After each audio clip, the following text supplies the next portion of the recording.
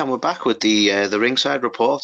So obviously these are just a few of the notable news or rumours that we've heard this week in the wrestling world. Say WWE are a bit testy. Of course, I'm talking about the unfortunate wardrobe malfunction of Daniel Bryan's that unfortunately made, I don't know if you class them as headlines, but certainly landed on the old Ringside Reports and stuff like that. But yeah, apparently he showed a bit more of himself than he would have cared to in Elimination Chamber once or twice.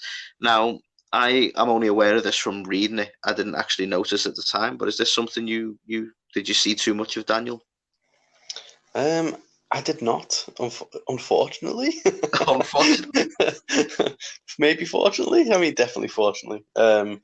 No, I mean, I didn't know. I didn't notice any of this. I know you shared the article with me about it happening and being reported on, but I didn't pick up on it at all. But yeah, it's not ideal.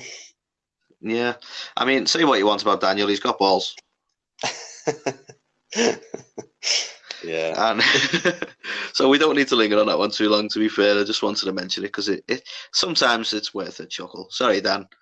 I mean, it's one of them. I mean, has it been confirmed or is it just a load of bollocks?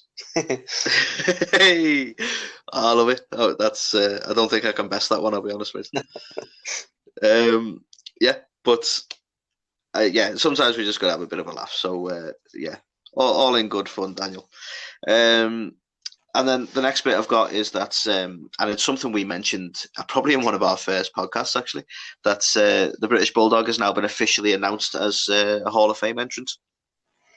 So which I'm absolutely ecstatic about. Yeah, it's fantastic. It's well deserved. It's something that you heard the rumor really early on, actually, because it was officially announced on some rubbish podcast by some guy called Corey. I'm not going to promote it in any way at all. But now, of course, it was promoted in After the Bell with Corey Graves. I think he was the one who officially announced it, but it's something that had been going around the rumour mill before that. But no, fantastic to see that it is official. Yeah, I think he's very deserving of it as well. Not just because he's British and he resonates with us, but I think he definitely did achieve a lot. He was a member of the Heart Foundation, Intercontinental Champion, European Champion.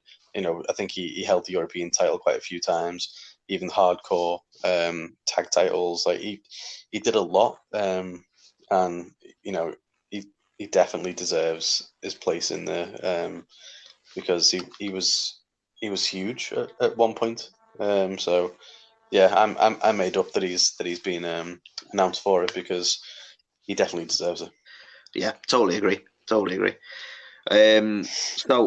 the next one I've got is actually just a quick mention on the coronavirus. So it might be a little bit longer than our usual news articles, but basically that's the advice that the CDC have been putting out. Basically suggests that Mania shouldn't happen because what they're suggesting is that to an event that size, they're asking anyone to hold off any events of that size, of smaller, in fact, for the next 8 weeks, which would obviously put us past Mania date. Now, whilst WWE haven't been official on postponing it or doing something different with it, it certainly seems that that's the way it's going to go. Do you have any thoughts on that, Carl? It's just going to be fucking crazy, isn't it? I can't see them postponing it, but I also can't imagine seeing a WrestleMania take place in like the Performance Center. See, this is going to be the weird thing because I don't think WWE would want to postpone it, and I don't think, and it's not through any sort of they obviously care about people, but at the same time, it's a big event to postpone. But the likelihood is that because of the CDC, the arena themselves might go, no, that's not going ahead, and then they don't have a venue. So you could it's becoming weirdly likely that it could be in the Performance Center or somewhere much more intimate, which will be a very, very strange Mania. I don't think we've ever seen one like that. It's going to be so surreal, isn't it? I think for a while now, WWE haven't really put out any like bespoke stages and things like that for their pay-per-view events. It's always quite box standard, but for WrestleMania, it's always quite a grand thing. And I think there was a lot of hype this year, even just around like the stage and how it would look because of the whole pirate theme and things. And then, you know, if they're not able to put it on in the stadium, even if they went down like the UFC approach of what they did in UFC Brazil, still had it in the stadium, but pretty much empty. Like if the stadium says no, then to see WrestleMania in the Performance Center, man, that's going to be crazy. Yeah, it's going to be. Sadly, it's one of them things that you'll probably never forget it, but not for the right reasons. You know, it'd be the Mania that never happened properly. It'd be a shame, really, but needs must. That being said, just a quick mention on AEW as well. That's I don't know if you've seen it, but they're obviously looking to come under the same sort of problem on a different scale, albeit. But they may then have to hold. It looks like likely that they're going to follow a similar suit of holding the event without an audience. But apparently they've come out and said that anyone who had tickets for any event that they do that with will either get their money back or they will hold that ticket for the next time they are in that area. So without knowing exactly where they were, say they were in Jacksonville, next time they're in Jacksonville, that person will get the seat they were entitled to that they lost out on, which is a good way of doing it, to be fair. Either way, it spells hit in the pocket for such a small company has a different impact for AEW than it does WWE. WWE can absorb this kind of damage. And don't get me wrong, the Khan family have got pretty deep pockets as well, but it's a shame for such an infant company to have to go through something like this. Yeah, definitely. And then we've got, just to mention, another Hall of Famer announced quite recently of Jushin Liger, who, again, not actually even that famous for WWE. Now, he has wrestled some matches for WWE, and you might have noticed him in the news quite recently, Carl, because he has retired and was a massive name for Japan and New Japan and the like, wrestled all over really, and he has done some matches for WWE. But certainly a surprise for me that he's hitting the Hall of Fame for WWE's Hall of Fame. Do you have any notes on that? I mean, he's a legend. He's been around for years. He started, I think, even before he was in New Japan, he was in Stu Hart's wrestling promotion in Canada. Stampede. So like he's been around for so long. I think he had 2 stints in WWE. I think early 90s. He had a couple of matches there, and then even more recently in I think it was like 2015, 2016, something like that. Right. He showed up on NXT and a couple of other bits and bobs like that. So and he was in WCW for a point as well. So I think he's definitely he's never just been Japan, but he's definitely a Japanese legend. Of course, yeah. Especially for New Japan. It seems to be that's where the names become massive. Sadly, I don't know much about him in the WWE side of things. I was aware he's had a run in WWE, as it turns out, a couple of runs in WWE. But I've seen him more from obviously this big deal of him retiring. And it's sadly it's not a common thing to see a wrestler of his age go out on their own terms and go, right, I'm stopping, rather than something causing them to. So it's nice that he's been able to retire on his own terms as well.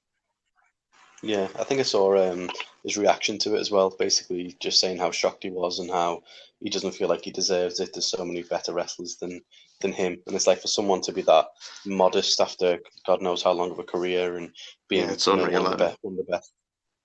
Fair play. Yeah, fair play to him. So, so that's 2 Hall of Fame entries we've got in the news this week. This one, I'll be honest, Carl, I'll mention it. It means nothing to me, and I imagine it's the same for you because it's a very American thing, really, and that is the fact that Rob Gronkowski is signing to WWE, and this has been confirmed by Mojo Rawley, who's apparently really good friends with him. Now, I don't know anything about Rob Gronkowski other than the fact that he's friends with Mojo Rawley, so that's not helping.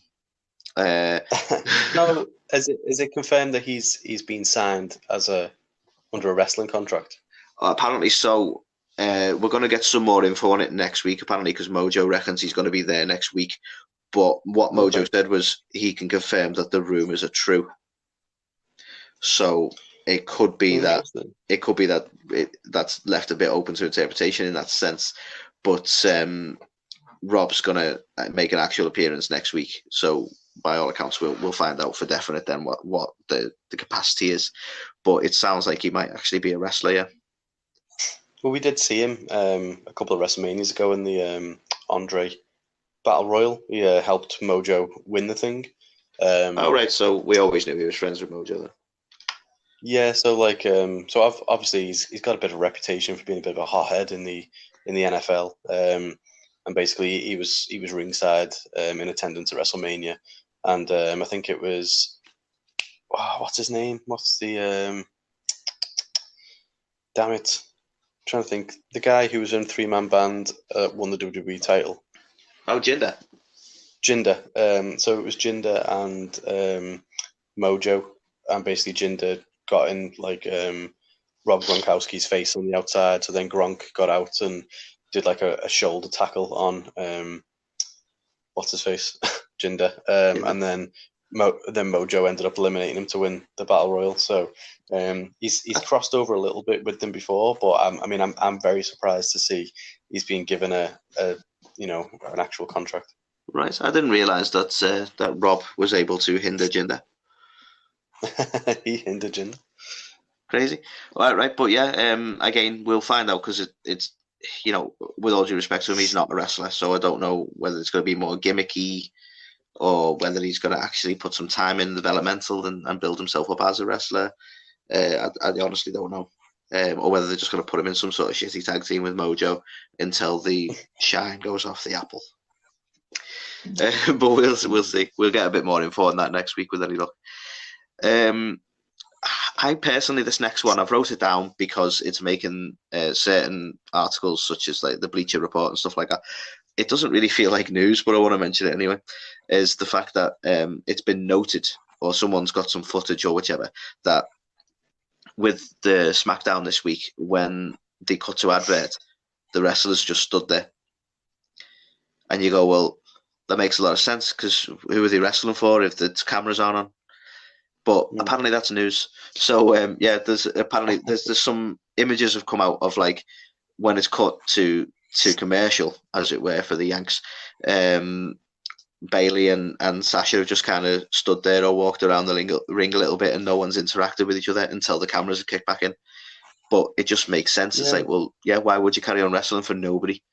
So it doesn't. Not really news, to be honest. There's a video that got leaked on Reddit. I watched it earlier on. It's proper fascinating because basically they say that they've cut to commercial, so all the girls stop in the ring and start kind of having a chat about the match.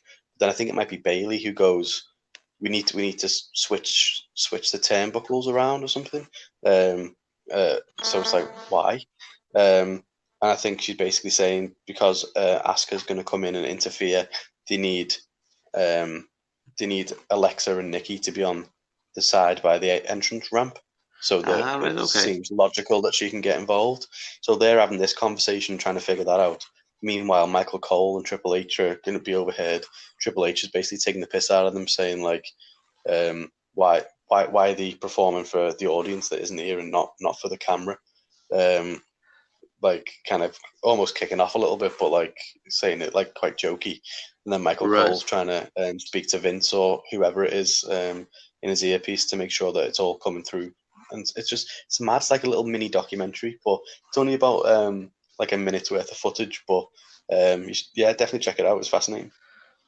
Right, yeah, I'll have to have a look. Yeah, as I say, it's from what I read really, but it sounds a bit more fascinating than what I read because it just seemed like a logical thing to do.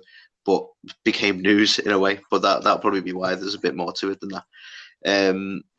But yeah, again, all part of a surreal couple of weeks we're going to have in wrestling, really. So the other mention, I don't know if this will be anything. It was just a comment from Bray Wyatt in that if WrestleMania didn't go ahead, that he wants to have his match with Cena in a bar fight death match. Do you think that is actually him sort of building to something that might be an alternative, or do you think it's just a comment on Twitter? Yeah, I think it's just him being funny. I think he said it was going to be in a Hooters. Right, yeah, it's definitely a comment then. Yeah. And then we have, of course, the Revival. I've been looking for their exit from WWE, and there's apparently strong suspicion now that they are going to AEW. How do you feel about that? I mean, they've always been quite a good tag team from NXT, and then when they got brought up to Raw, they kind of didn't really get used that well. So I definitely think that they've got the makings of everything good. I think if they go to AEW and they get used well creatively, then I can see them being they're quite an old school tag team, to be fair. So I think they'll fit in well there. AEW kind of has that old school tag team. Yeah, it's got the right vibe to it, yeah. Yeah, so I think they'll do good. Cool. It'd be nice to see. Obviously, it'll be repackaged because I think WWE own the Revival and the names and the like. So I think they'd have to come in as something else, much like every other wrestler had to. But nevertheless, it'd be remain to be seen, I suppose. Yeah. And then the last one for the Ringside Report is 316 Day, which, funnily enough, at the time of recording, is probably just about starting. But yeah, do you think Austin might actually? I think it's strong that he will, barring any sort of traveling issues. But do you think 316 Day will still go ahead to this? What is it now? An empty Raw? I mean, if it does, it's going to be so weird, isn't it? Like, to see a Stone Cold Steve Austin entrance without fans. Yeah. That's weird. That is weird as fuck. On top of that, we're meant to have him and Undertaker. Undertaker's less of a big deal, obviously, because they're building feud with AJ. We're going to have two big legends on a Raw with no audience. It's going to be kind of strange. I think this will probably motivate them even more so to have Austin there, because they need something to get the viewers on, because we already know it's going to be a really strange watch anyway, you know. But at least we're all going to tune in to see Austin. But yeah, again, it, like you say, we've never had that. Have you ever seen Austin enter the arena to nobody? It's going to be weird. Very weird. Truly is. But yeah, so it's sort of, because 316 Day I think was planned weeks in advance, wasn't it? So it's a shame really that it's not going to go ahead to the way they planned it, but much like a lot of things that are going to coming forward now. But yeah, that's the last bit I had in the Ringside Report anyway. Do you have anything you want to add? Any rumours or news or? No, I don't think so. I think that's everything pretty much covered. I think it's just going to be crazy to see how this coronavirus impacts everything going forward, and ultimately to see the impact on WrestleMania, especially.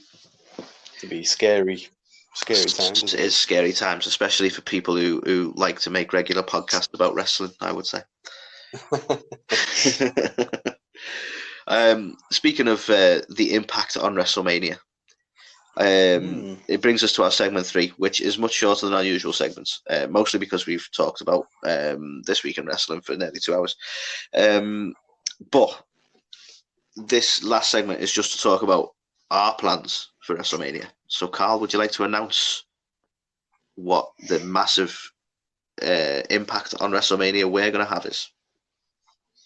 Well, you see, we're taking WrestleMania and we are putting our little spin on it, and we're going to be bringing out A2theK. Oh, yeah. So, T-shirts will be found at A2theKshop.com. Of course. But so basically, obviously we do these once a week. What we're looking at with the week of WrestleMania, all being well, that WrestleMania still goes ahead. We'll still do something, but with Mania still happening, our plan is to do a series of what I'll call mini casts. I don't know if that's an actual thing, but basically stuff that doesn't take 3 or 4 hours like I normally do. And we're going to do a different one each day centered around WrestleMania. So, Carl, are you happy to give a quick run through of what we have on the cards for our A2theK week? Absolutely. So, kicking off on the Monday, we'll be doing a little bit of a countdown to our top 10 WrestleMania moments. So that'll be interesting. I think there's been a vast amount of WrestleMania moments over the years. So it'd be good to kind of run down what we consider to be our best ones. Then on the Tuesday, we're going to be taking a look at the Undertaker's streak. So we'll be talking about what we feel is the best match from Taker's streak and how we feel it should or could have ended if it didn't end the way that it did. Then on the Wednesday, I'll do a little bit of a flip to what we talk about on Monday by talking about the 10 worst WrestleMania moments. So, and again, there's been a lot of them as well. So we'll be going through that. On Thursday, we'll be going through our top 10 WrestleMania matches. And again, there's plenty to choose from there. And then Friday, do you want to talk about Friday's big plan? Yeah, so Friday, this is a little project of mine because you've probably all gathered when you listen to us that Carl's history in wrestling is much more substantial than mine. So my aim for Friday is to do the big Mania quiz, which will consist of anything I can find WrestleMania related to stump Carl. So the idea being to do a quiz. I haven't even decided how many questions I'm going to do yet, and I'm going to see how much or how far I can stretch Carl's WrestleMania knowledge. So that one should be a fun one. So I'd recommend tuning into all of them, but certainly let's see how much Carl truly does know about wrestling. That's our Friday. So yeah, I'm looking forward to that. Also scared at the same time. I think you build me up here to be this fountain of knowledge on wrestling, and when I don't get a single one right, then I'm going to look like quite the fraud. No, I'm going to have to. I'm going to have to dig deep for that, Carl, because your history does go way further back than mine.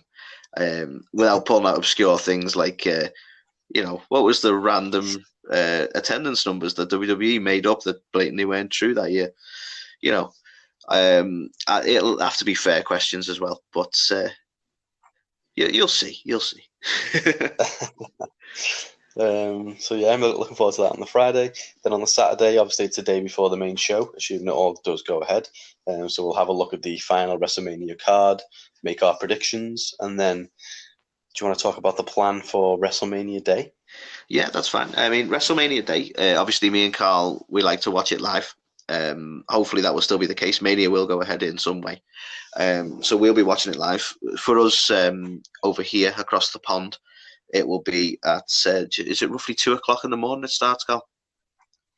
Yes, I think the pre-show and stuff will probably start around about 11 o'clock, something like that. It's usually about 2 hours long, isn't it? So we'll be starting from 11 p.m. And obviously watching the whole thing, or as much as they're gonna put on. I'm hoping it's gonna be a full card. Fingers crossed. So as a reaction to that, we are then throughout the night probably going to be posting different things. We'll be using the social media for that. So you certainly want to check us out on Instagram, Facebook, Twitter. We're on TikTok now, I believe. So, join us on there. You'll be able to see the different things we're putting up. And then after the fact, as a bit of a change up on what we normally do, we're going to do probably won't be as long a podcast, but we'll do a quick podcast just on our initial reactions, hopefully some shocks in there, that sort of thing, and that'll take place just after we finish watching the show, when we're totally exhausted and probably a little bit drunk. So I think that is a very jam-packed WrestleMania week agenda. So yeah, I'm looking forward to going through all these different little mini casts. I think it should be really fun. Definitely. And again, I don't think I plug it enough, but seriously, we've managed to stretch ourselves out there on most any social media, so we can be found on all the ones I listed before, but basically any social media you can find. If you just search A2theK, you'll find us on there, and give us a like, give us a share, get us a bit of an audience going. It'd be great. And I think, unless there's anything else, Carl, I think that's everything for our third segment, which is A2theK. Hey.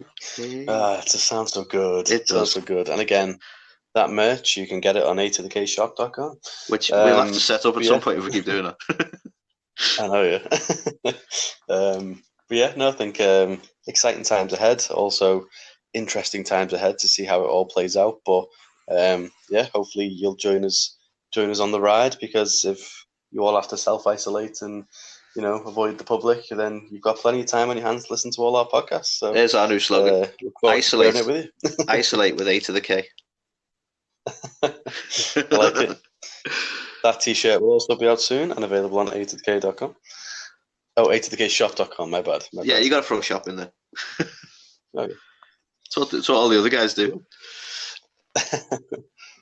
Awesome. Right, guys. So we will all see you next week. Yeah, take it easy, guys.